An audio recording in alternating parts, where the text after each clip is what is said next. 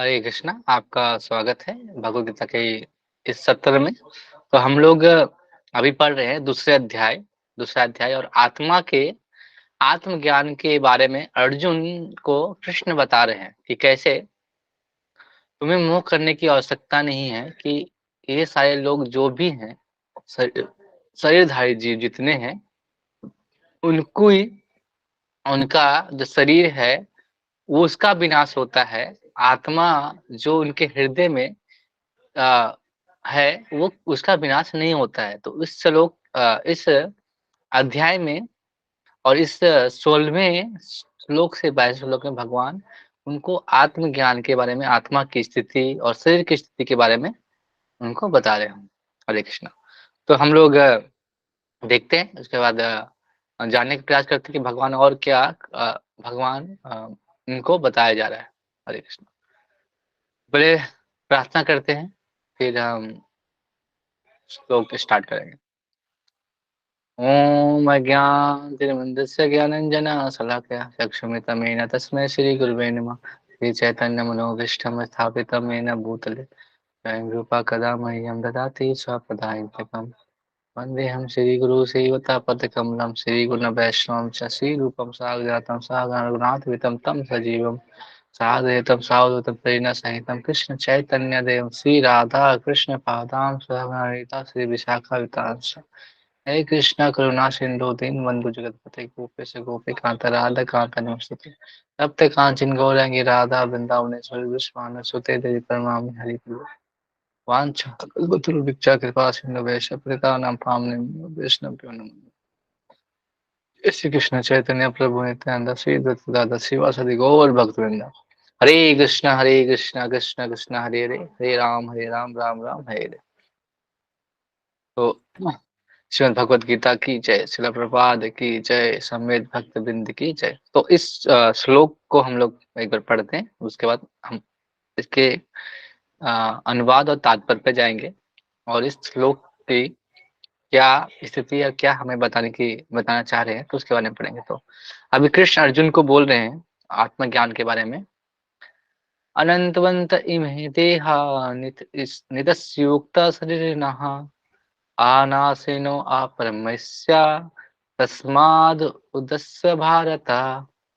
अनंत एव इमा देह अनंतवंत इमे देहा नित्युक्ता शरीरिणः आनासिनो अपरिमस्य तस्माद् उदस्य भारत। तो यहाँ पे क्या बोल रहे हैं कृष्ण अर्जुन को कि अविनाशी, अप्रमेय तथा शाश्वत जी के भौतिक शरीर का अंत अवश्य अवश्य भावी है, अतः है भरतवंशी युद्ध करो। तो यहाँ पे जो देह में स्थित है आत्मा, उनके बारे में वो बता रहे हैं कि जो अविनाशी है, मतलब उस इसका कुछ किसी भी काल में कुछ भी परिवर्तन नहीं होता। चाहे काल बदल जाए, चाहे समय बदले, लेकिन उसमें कोई परिवर्तन नहीं होता। जो अनंत काल से वही सही बना हुआ है और आगे भी ऐसे बना रहेगा। तो फिर इसके लिए शोक क्यों करना? और जिसकी क्षति नहीं हो सकती, अविनाशी है, तो हम उसके लिए कुछ हमको शोक करने की जरूरत नहीं है। उसमें एक और वर्ड आता है अप्रमेय अश्य, मतलब कि अप्रमेय मतलब जिसको मापा नहीं जा सकता। हम कितनों भी प्रयास करें, आपने हम लोग पिछले श्लोक में देखा कि वो अमापीय है, मतलब वो आप उसका मेजरमेंट नहीं कर सकते। मतलब मेजरमेंट नहीं कर सकते, मतलब कि आप भौतिक रूप से उसका मेजरमेंट नहीं कर सकते, भौतिक रूप से उसका साइज की गणना हम नहीं कर सकते। क्योंकि जो आत्मा है वो पूरी तरह से स्पिरिचुअल है, आध्यात्मिक है। आध्यात्मिक रूप में उसकी साइज बताया गया, क्योंकि एक बाल के जो टिप है, उसमें उसको 10,000 हिस्सों में किया जाए तो उसके बराबर उसका आत्मा का साइज है। तो ये बता रहे हैं। तो हमने विशेष श्लोक पे भी पढ़ा, इससे श्लोक के पहले नास्तो विदते भावा ना भावो विदते सत्ता, मतलब अस्त और असत और सत्य चीज के बारे में पढ़ा कि असत चीज कौन है? भौतिक शरीर है। सत्य चीज कौन है? आत्मा है। तो आत्मा को कोई अभाव नहीं है। अभाव किसको है? शरीर को, शरीर के बारे में। तो उसको, उसके बारे में प्रभुपाद तात्पर्य में क्या लिखते हैं उसके बारे में हम लोग पढ़ते हैं। तो पहले वो लिखते हैं कि भौतिक का शरीर का स्वभाव, नेचर क्या है उसका? नाशवान, नाशवान होना, मतलब वो नाश उसका होगा ही। आप कितनों प्रयास करें इसे बचाने का, इस शरीर को, कितनों आप प्रयास कीजिए, वो एक दिन नाश होगा। जैसे अगर एक हर चीज का एक डेट होता है, एक्सपायरी डेट। जैसे हम कुछ खरीदते हैं तो उसका लिखा रहता है एक्सपायरी डेट, कि आज ये, मतलब अगर कोई डेट रहता है उसमें वो क्या होता है, उसमें उसका विनाश, मतलब वो खराब हो जाएगा। उसी प्रकार ये शरीर होता है, ये तत्क्षण नष्ट हो जाए। मतलब कभी कभी देखते हैं कि कुछ बच्चे भ्रूण मतलब पेट में ही, गर्भ में ही गर्भपात हो जाता है, उनका विनाश हो जाता है। कभी वो 100 साल के बाद विनाश होता है, लेकिन उसका विनाश, नाश होता ही है। वो अगर थोड़ा देर के बाद हो या बहुत सालों के बाद, लेकिन उसका नष्ट होना निश्चित है। उसको कोई रोक नहीं सकता। तो हम इसके लिए क्यों इतना अर्जुन को बोल रहे हैं कि आप, कृष्ण बोल रहे हैं कि तुम इतना क्यों शोक कर रहे हो? जो भीष्म पितामह का देह है, जो द्रोण का देह है, वो क्या है? सब नाश होने वाला है। अगर हम उस देह को कितना भी बचाने का प्रयास करें, वो बचने वाला है ही नहीं। तुम इसके लिए मोह क्यों कर रहे हो? इसके लिए करो कि उनको एक नया शरीर मिलेगा, शरीर जिससे वो अच्छे से और भी जैसे कि होता है ना कि पुराना कपड़ा हो गया तो फटा हुआ छूटा दिखता है, तो फटा हो है तो हम उसको यूज नहीं कर सकते ज्यादा। तो हम क्या करते हैं, नया कपड़ा, तो नया कपड़ा जब पहनते हैं तो नया नया चमक, नया ताजगी ऐसा रहता है। उसी प्रकार ये शरीर जब हम नया रहता है, जब हम बचपन में रहते हैं तो हमें हमें ज्यादा एनर्जी होता है, फिर युवा होते हैं, फिर प्रौढ़ होते हैं, फिर बुढ़ापा आता है, तो हमारे जो शरीर की शक्ति क्या है, छिन्न होते जाती है। लेकिन एक चीज क्या रहता है, कभी भी छिन्न नहीं होता, वो आत्मा। और आत्मा से ही सारी, जो हमारे शरीर में जो शक्ति प्रदान होती है वो आत्मा के द्वारा ही होता है। और इसीलिए वो बोल रहे, प्रभुपाद हम वो लिखते हैं, अतः दोनों ही दृष्टि से शोक करने का कोई कारण नहीं है, क्योंकि जीव जिस रूप में है उसे ना तो मारा जा सकता है, ना ही शरीर में कुछ समय तक अस्थायी रूप से बचाया जा सकता है, और ना ही उसको अस्थायी परमानेंट उसको हम संजो को रख या उसको करके रख सकते हैं, ऐसा हो ही नहीं सकता। तो पूर्ण आत्मा आके सूक्ष्म कर्ण अपने कर्म के अनुसार ये शरीर धारण करता है। मतलब पूर्ण आत्मा कौन हो गया? भगवान। और उनके जो अंश है वो आत्मा है, वो उसके जो कर्म है उसके तुम्हारे के द्वारा हमारा शरीर प्राप्त होता है। अब कोई भी शरीर प्राप्त हो रहा है आपके जीवन में तो वो आपके कर्म के अनुसार ही होता है। आप कर्म कैसा करते हैं, कर्म कैसा कर रहे हैं, वैसे आपका शरीर प्राप्त होता है। तो हमें उसके पीछे नहीं नहीं भागना चाहिए कि हमारा शरीर जैसे हम, अगर आत्मा इतना इम्पोर्टेंट क्यों है, क्योंकि आप देखोगे कि जब आत्मा के ही कारण हमारी चेतना होती है। आत्मा ना होगी तो हमारी चेतना नहीं होगी। जैसे हम यहाँ पे कुछ दबाते हैं, हम शरीर में दबाते हैं तो वो चेतना हमें पूरे शरीर में प्राप्त होती है, क्योंकि वो आत्मा स्थित है। अब कोई मर जाता है, आप उसको कुछ भी दबाओ, कुछ भी करो, वो उसके पास चेतना होती है? नहीं होती। तुरंत वो कोई रिएक्शन नहीं रहता, क्रिया नहीं करता। तो हम समझते हैं क्या है, वो मर गया। तो कौन कौन मर गया, मतलब कौन, मतलब चला गया, कौन चला गया? गता सुना हम लोग पढ़े थे ना, कि कौन चला गया, कहाँ चला गया, ये बारे में हम लोग जानते हैं। तो कौन है? आत्मा के, अगर आत्मा जब हमारे शरीर में होती है तो ये शरीर में भी चेतना।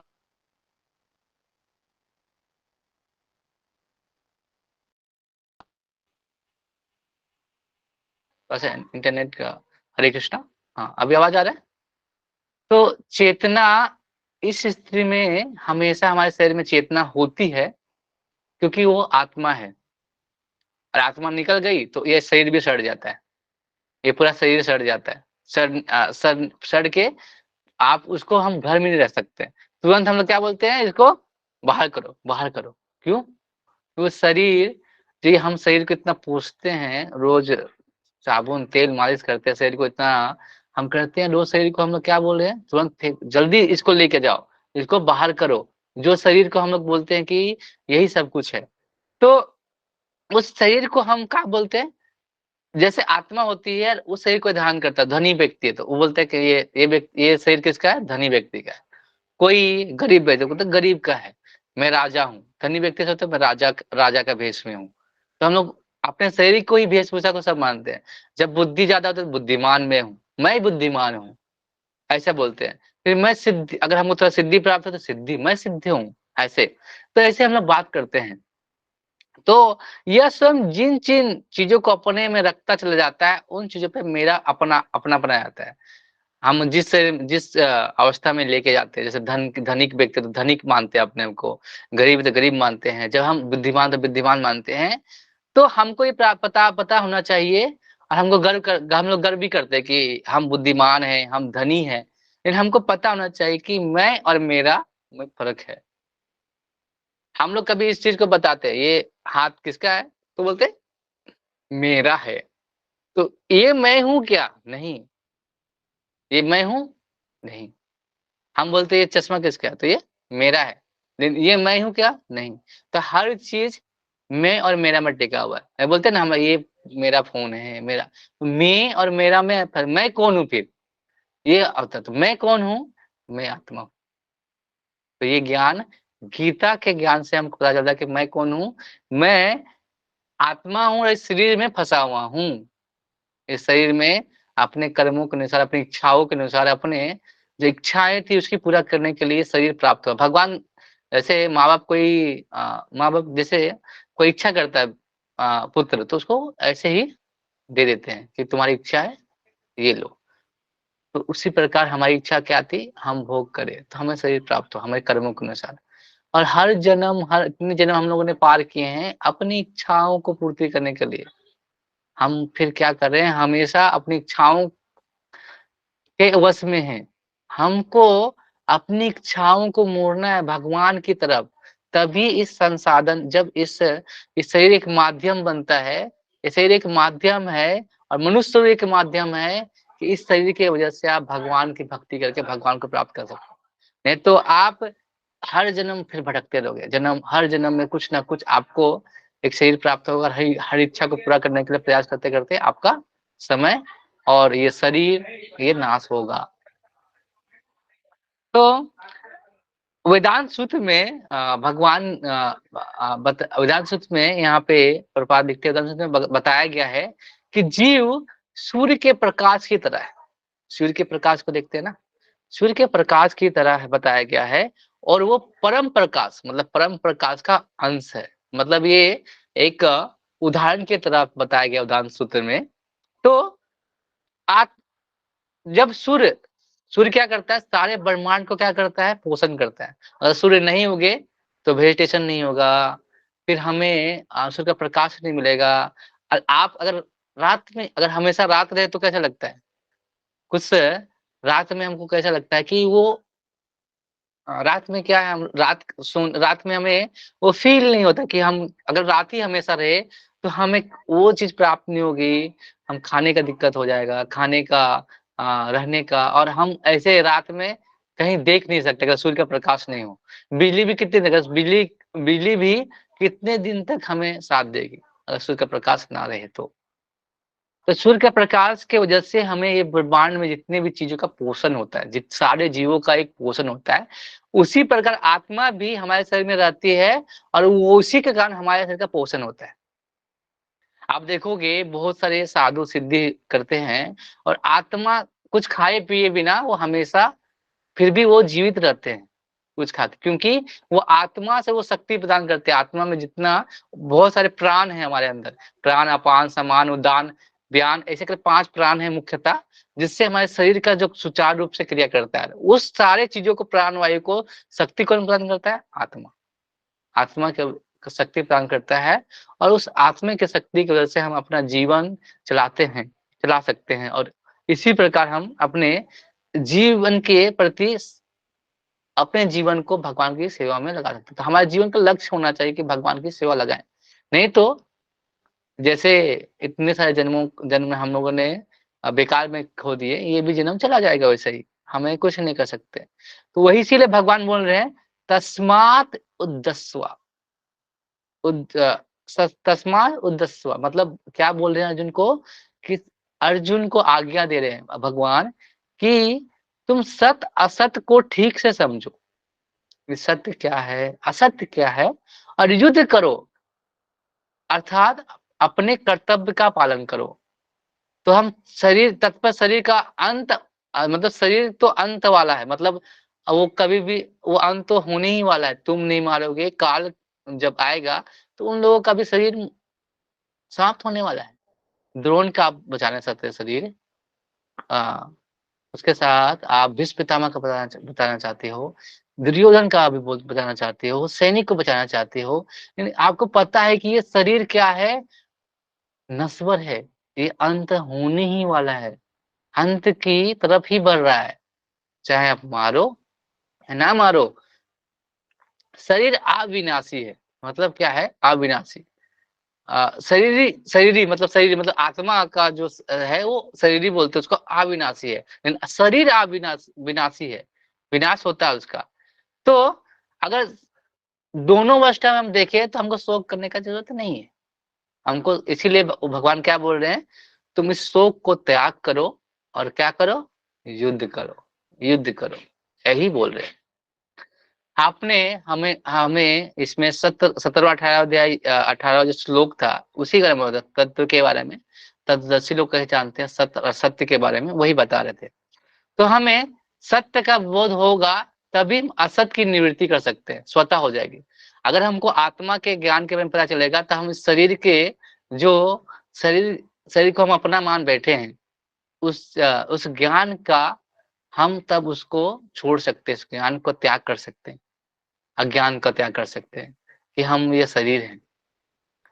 तब जब तक हम नहीं जानेंगे कि सत्य क्या है असत्य क्या है, तो कैसे करेंगे। तो इसे भगवान ने इस सारे श्लोकों के माध्यम से बताना चाह रहे थे। पहले वो क्या करे, सत्य असत्य क्या है, फिर अभी क्या बता रहे, आत्मा किस जगह स्थित रहता है, हृदय तिष्ठति, मतलब हृदय में वो हमेशा बैठा रहता है। एक श्लोक है शंकराचार्य ने लिखा है भज गोविंदम में, कि शरीर को हम अपना मानते हैं और ये शरीर हम बार बार इस जन्म में कैसे फंसते हैं। पुनरपि जन्मं पुनरपि मरणं पुनरपि जन्म जठरे शयनम, ये संसारे बहु दुस्तारे, कृपया अपारे पाहि मुरारे। क्या बोल रहे हैं, पुनरपि जन्मम पुनरपि मरणम पुनरपि जठरे जठरे शयनम, मतलब हम हर बार बर्थ होता है, हमारा जन्म होता है, हर बार मरते हैं, फिर से हम अपने माता के गर्भ में जठर में जाते हैं, शयन करते हैं, फिर से हमारा जन्म होता है।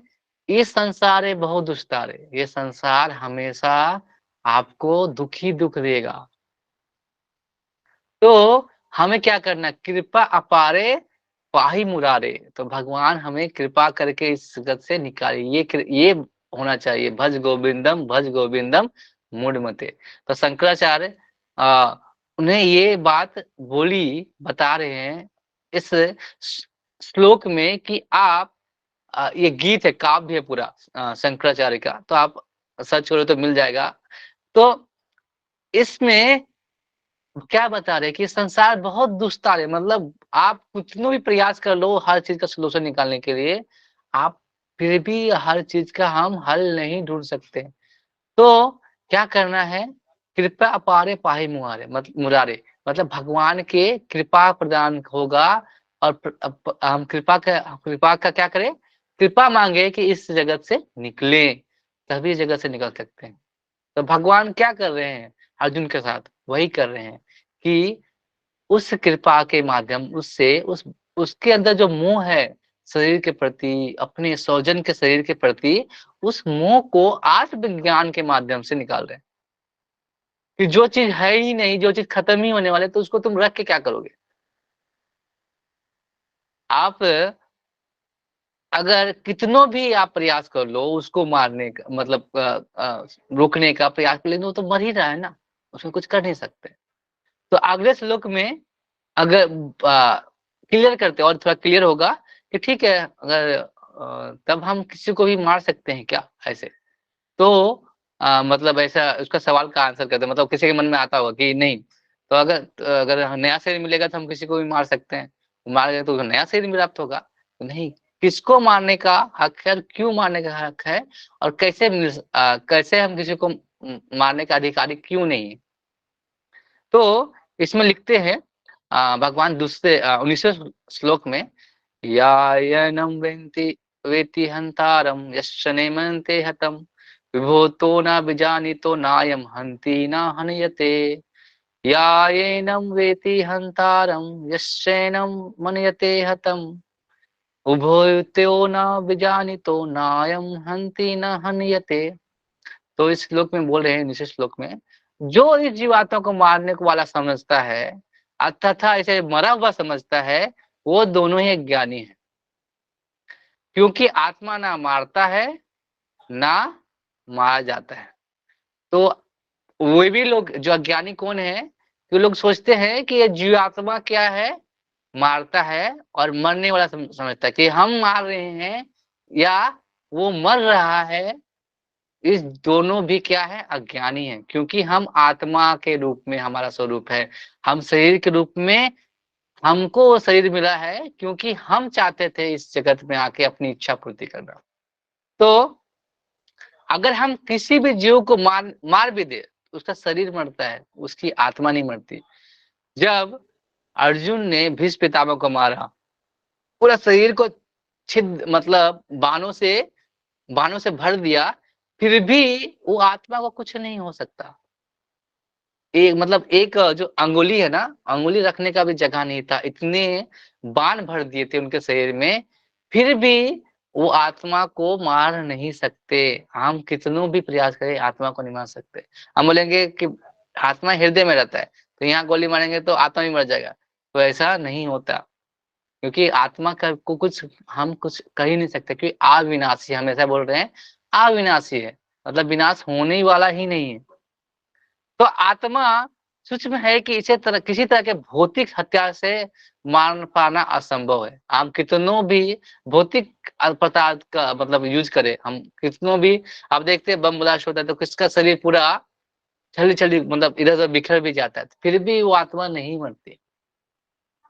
आत्मा हमेशा अवध्य है, मतलब उसको वध नहीं किया जा सकता। अब आगे प्रपात लिख रहे हैं इसमें कि इस श्लोक में स्पष्ट हो जाएगा, अगले श्लोक में भी स्पष्ट हो जाएगा कि ना जीवात्मा अपने आध्यात्मिक स्वरूप से कारणबद्ध है, जिसे मारा जाता है जैसे मरा हुआ समझा जाता है, वह केवल शरीर है। तो जब मारा जाता है और मरा हुआ समझता है कौन, क्या है, सिर्फ शरीर है, शरीर होता है। किंतु इसका तात्पर्य है कि शरीर के वध को प्रोत्साहित करना नहीं है। तो ऐसा नहीं है कि हम बोल रहे हैं कि चलो शरीर तो शरीर को मार देने कोई दिक्कत नहीं, आत्मा तो अवध्य है, वो तो बच ही जाएगा, ऐसा ऐसा समझता है। तो हम ऐसा नहीं कर रहे कि हिंसा को हम लोग बढ़ावा दे रहे हैं।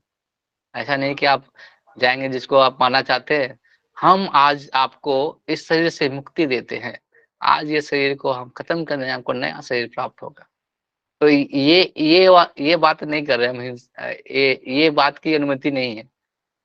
ना ही जीवात्मा अवध का अर्थ है कि पशु हिंसक प्रोत्साहन है, मतलब ऐसा नहीं है कि चलो हम हम पशु हत्या कर सकते हैं, पशु को मार के खा सकते हैं, क्योंकि आत्मा तो बढ़ती नहीं है। अब कोई जो मांसाहार करते हैं उनको आप बोलेंगे कि नहीं आप मांस क्यों खाते हैं, आप तो बोल वो क्या बोलेंगे, ये भी बोल सकते हैं कि नहीं नहीं, ये तो शरीर तो मरता नहीं है, उनको नया शरीर प्राप्त होगा, इसीलिए मैं इसको मार देता हूँ, उसको नया शरीर प्राप्त होगा। तो ऐसा ऐसा नहीं करने का आपका अधिकार नहीं है, क्योंकि ये शरीर आपने नहीं दिया है, किसने दिया, भगवान ने। तो उनका अधिकार है शरीर लेने का, और वो चाहेंगे तो शरीर ले सकते हैं, दे सकते हैं, उनका अधिकार है। वो जो शरीर दे सकता है वही शरीर छीन सकता है। आप बोलेंगे नहीं, जब यज्ञ होते थे तो वहां पे भी लोग जानवरों की बलि देते थे, लेकिन उनको नया शरीर प्राप्त होता था, मनुष्य का, या फिर अगले जन्म मनुष्य का जन्म होता, या फिर दिव्य शरीर प्राप्त होता था उस यज्ञ के माध्यम से, यज्ञ के फल से। तो ऐसा अभी पॉसिबल नहीं है, ये संभव ही नहीं है। कलयुग में तो हम ऐसा नहीं करना चाहिए, किसी भी पशु की हिंसा करना, किसी भी पशु या मानव किसी भी हिंसा करना पाप है। आप ये हमारा अधिकार में नहीं है। तो किसी भी जीव शरीर को अनाधिकार हत्या करना निंद है और राज्य तथा भगवत विधान के द्वारा दंडनीय है। इसीलिए किसी की हत्या होती है तो क्या होता है? फांसी लगाया जाता है। या फिर और जो राज कोई भी अगर किसी को मारता है तो उसका भी पाप लगता है। जैसे अगर हम किसी पशु की बलि देते हैं तो बलि के समय हम बोलते हैं ममांस, मतलब तुम जैसे मैं तुमको खा रहा हूँ, तुमको भी अधिकार है तुमको खाने का, तब बलि देते हैं। तो आप अगर वो खा रहे हैं तो क्या हो रहा है? आप अगले जन्म में उसका आहार बनना पड़ेगा आपको। फिर क्या हो गए? कर्म बंधन में बन गए। तो इस कर्म बंधन से आप कैसे निकल सकते हैं? अगर हम अगर इसी तरह कर्म बंधन में बनते रहेंगे तो हमें बार-बार अगर पुण्य भी कर रहे हैं, पाप भी कर रहे हैं तो इसमें ही फँस रहे हैं। पुण्य के लिए भी भागीदारी है कि आपको इस शरीर में धारण करके फिर से उस पुण्य को करना पड़ेगा। उस पुण्य को भोगने के लिए आना पड़ेगा। पाप को भी करे तो पाप को भी भोगने के लिए आना पड़ेगा। तो यहाँ भी बोल सकते हैं कि अर्जुन को भगवान क्यों बोल रहे हैं कि आप उसको युद्ध करो। तो आप लोग से एक क्वेश्चन है कि अर्जुन भी तो अ, अर्जुन भी तो वो युद्ध कर के माध्यम से लोगों को मारने ही वाला था। तो ये क्यों हम बोल सकते हैं कि मतलब क्यों ये अच्छा है और हम किसी को वध नहीं कर रहे तो बुरा क्यों ऐसा? क्यों ऐसा कर सकते हैं? कैसे कैसे कर सकते हैं बताइए? सही कैसे अर्जुन का वध करना सही है, हमारा वध करना सही कैसे नहीं है? क्योंकि अर्जुन धर्म की रक्षा के लिए उनका वध कर रहे थे।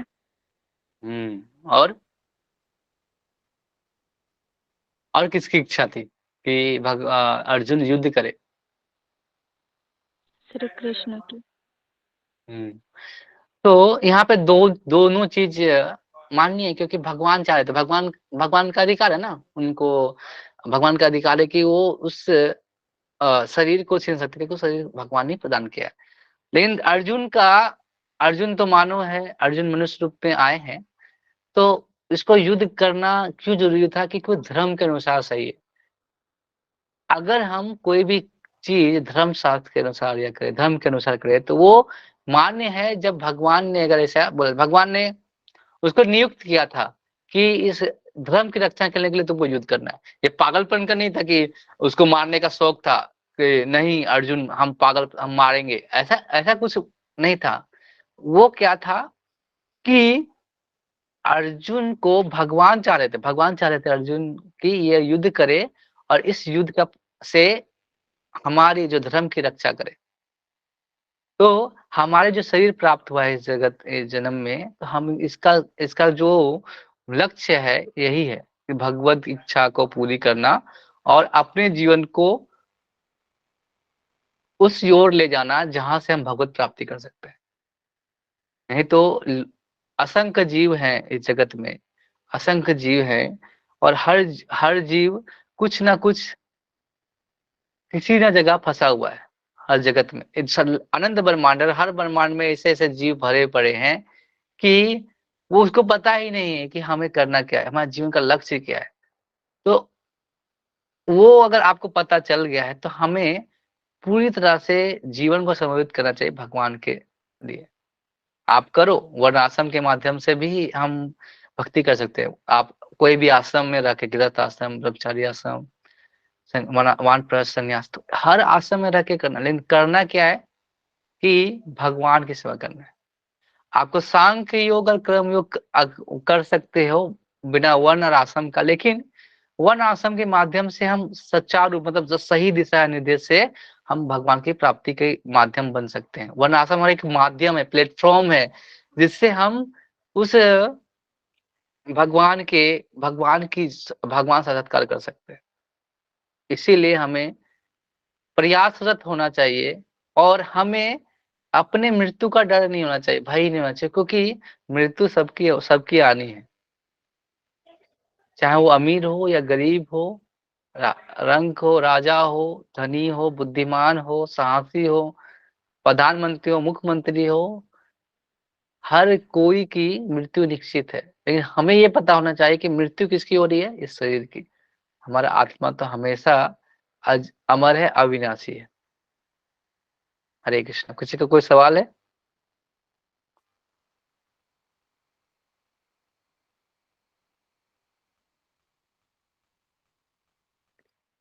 हरे कृष्ण। तो एक बार हम इसके बारे में मतलब थोड़ा सा समरी 2 मिनट का देते हैं, उसके बाद हम तो किसी का सवाल हो तो लेंगे, नहीं तो फिर हम क्लास को समाप्त करेंगे। तो क्या हम लोगों ने सीखा इसमें कि शरीर की स्थिति, शरीर कैसा है और आत्मा की स्थिति कैसी है। तो शरीर क्या है? शरीर क्या है? शरीर विनाशकारी है, विनाश हो सकता है, नष्ट हो सकता है, अभी हो, कुछ क्षण में हो या कुछ सालों में हो, लेकिन वो नष्ट होने वाला है। लेकिन जो आत्मा की स्थिति है हमेशा अविनाशी है, अप्रमेय है, मतलब उसको हम माप नहीं सकते, और शाश्वत जीव के भांति शाश्वत है हमेशा। वो कभी चेंज नहीं हुआ है, हमारे जब से वो है तब वो हमेशा स्थित रहा है। तो हमें ये शोक नहीं करना चाहिए, या कृष्ण वही अर्जुन को बता रहे हैं कि तुम्हें ये मोह या शोक नहीं करना चाहिए कि तुम्हें इस शरीर शरीर को मार दोगे तो ये सारा जो सारा ख खत्म होगा, लेकिन जो सारा चीज़ समाप्त हो जाएगा, नहीं। वो जो आपके अंदर वो जो आत्मा है बसा हुआ, वो कभी समाप्त नहीं होता। वो हमेशा स्थित रहता है और हमेशा रहेगा। हरे कृष्णा। तो हम अगर कोई सवाल है तो पूछिए, नहीं तो फिर हम क्लास को समाप्त करेंगे। हरे कृष्ण।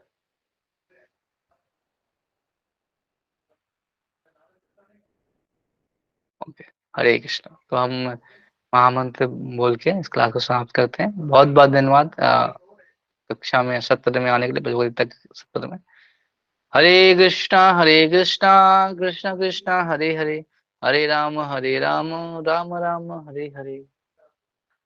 श्रीमद् भगवद गीता की जय, शिला प्रभुपाद की जय, समेत भक्त बिंद की जय। हरे कृष्णा।